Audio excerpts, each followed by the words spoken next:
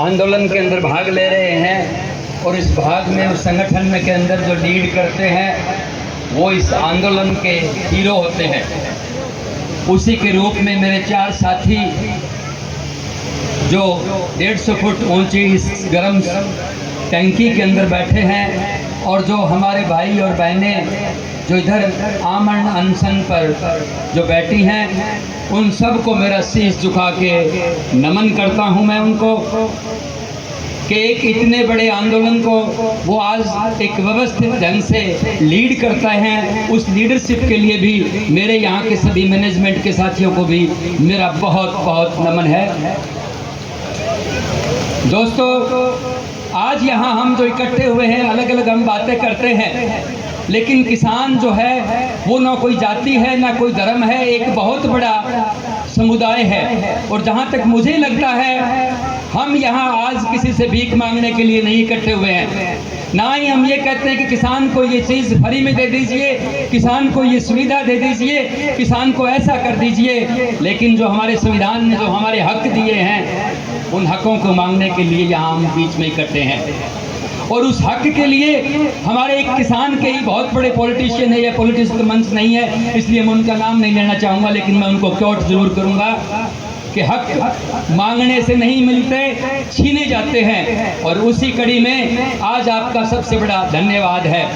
आज मैं भी आपके बीच में इसलिए आया हूँ कि मैंने महाभारत का जो हमारा सबसे बड़ा जो हम ग्रंथ मानते हैं, उनके अंदर एक छोटा सा संदर्भ कभी मैंने पढ़ा था कि श्री राम जब सेना लेकर रामायण लंका पर आक्रमण करने की शायरी कर रहे थे, तो हमारे समुद्र के बीच में उन सैनिकों को जाने के लिए रास्ता नहीं था। जब हमारे 2 बड़े इंजीनियर नल और नील के रूप में जाने जाते थे, जब उन्होंने पुल बनाना शुरू किया, तो वहाँ एक गिलहरी थी छोटी सी, वो पेड़ से उतर के आई, वो बार बार समुद्र में नहाती, फिर मिट्टी में अपने आप को लपेटती और फिर उस मिट्टी को समुद्र में लेके जाती। जब उसने 50-100 बार ऐसा कृत्य किया, तो वहाँ के सैनिकों ने, वहाँ इंजीनियरों ने ये पूछा, कहे गिलहरी तू ये क्या कर रही है, हम तो हमारे धंधे में यहाँ परेशान है, लेकिन तेरे इस कर्तव्य के पीछे मकसद क्या है। तो दोस्तों, उस गिलहरी ने क्योट किया था उस टाइम कि इस राम के न्याय युद्ध में, ये जिस धर्म युद्ध में हम सब लोगों का हिस्सा है, हर लोगों का इसमें योगदान है, हर लोगों की उसके अंदर आहुति है। लेकिन मुझे ये लगता है कि मैं पेड़ पर बैठी इस चीज़ को देखती रही तो मुझे बदनाम किया जाएगा, मेरे ऊपर मेरे सारे जीवन के अंदर एक उंगली उठेगी कि जब ये धर्मयुद्ध चल रहा था तो मैंने इसमें कोई योगदान नहीं दिया। तो मैं भी आपके साथ जितनी मेरे से मिट्टी बनती है इस समुद्र को ऊंचा लाने के लिए, मेरे शरीर के साथ ले जाके मैं इसको मिट्टी को उल्टा कर रही हूँ। तो दोस्तों, मुझे भी आज लगा कि हो सकता है हम व्यवस्थाओं के बीच में सारे लोग एक जितना योगदान नहीं कर सकते, लेकिन इस समाज से, इस किसान नाम के आंदोलन से, जिस कम्युनिटी से हम आते हैं, वो एक ऐसा आंदोलन है जो इस देश का नहीं दुनिया का पेट भरता है। तो क्या जो इस सत्ता के ऊपर जो लोग बैठे हैं, इनको ये लगता है कि हम लोग सक्षम हो गए हैं, मैं तो कोई इनका भला हो, हम 50-60 साल से ऐसे आंदोलनों से दूर हो गए थे, हमारी हक की लड़ाई लड़ना शायद भूल गए थे, लेकिन इन लोगों ने आज मजबूर कर दिया। 3 साल से बार बार किसान को परेशान किया जाता है और उनके हकों की जो बात है वो ये देने की कोशिश नहीं करते। तो मैं इन ऊपर बैठे लोगों से कह देना चाहता हूँ कि तू ताज पे बैठा है, तू तख्त पे बैठा है, तू जनाजे पे नहीं, हमारे बीच में नीचे उतर के तो आ। तो ऐसे लोग जो उस तख्त को हासिल करके एक जिद के रूप में अपनी जिद पाल देते हैं, तो वो जिद हमारी भी दी हुई है और हम ही उस जिद को लेना जानते हैं। तो मैं तो ये भी सोचता हूँ कि आज तक हम इस किसान समुदाय ने, जिसकी आबादी इस हिंदुस्तान के अंदर कभी तो 80% कहते थे, लेकिन इस किसान समुदाय के हर बेटे ने एक प्राइम मिनिस्टर से लेके एक पीएन, एक डीजीपी, एक कर्नल, एक जनरल तक वो पहुंचे हैं। आज एक डॉक्टर है, एक इंजीनियर है। तो आज हम इस व्यवस्था के साथ ऐसा करने में सक्षम हैं कि हम हमारी नीतियां खुद बना सकते हैं, हम हमारे आंदोलन खुद चला सकते हैं। और उसकी प्रणीति के अंदर मुझे देख के बड़ा खुद होता है। मैं आपके आंदोलन के अंदर हमारी माताओं और बहनों का जब योगदान देखता देखता हूँ, बेटियों का योगदान देखता हूँ। पहले हमारी बेटियाँ और ये माएँ तब हमारे साथ कंधा मिलाने के लिए आती थी कि जब हमारे बस की बात नहीं रहती थी। लेकिन ये तो बड़ी खुशी की बात है, आज हमसे पहले हमारे इस देश की, इस किसान समुदाय की हमारी माताएं, बहनें और बेटियां हमसे पहले इस आंदोलन के अंदर कूद पड़ी है।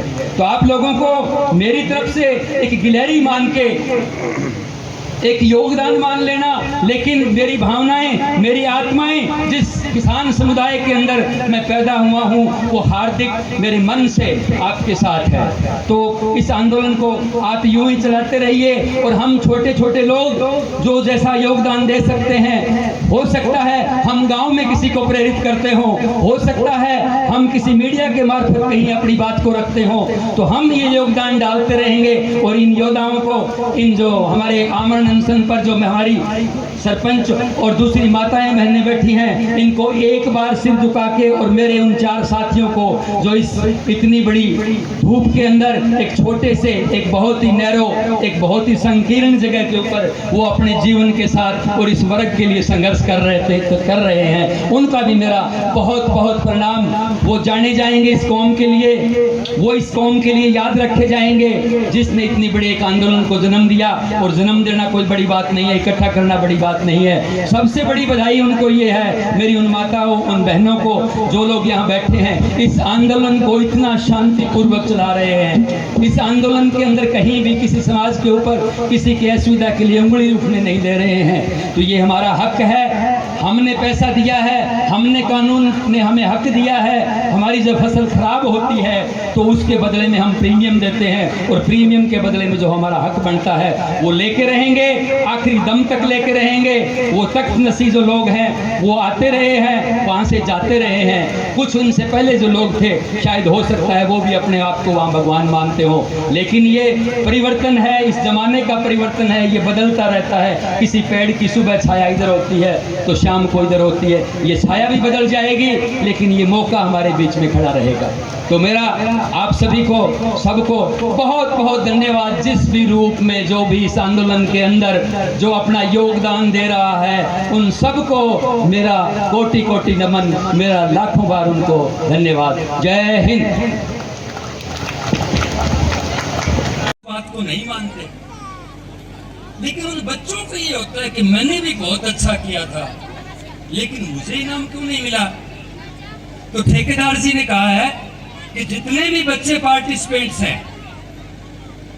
उस हर बच्चे को 10,000 रुपए में एक मुश्त राशि इनाम के रूप में दे रहा हूं।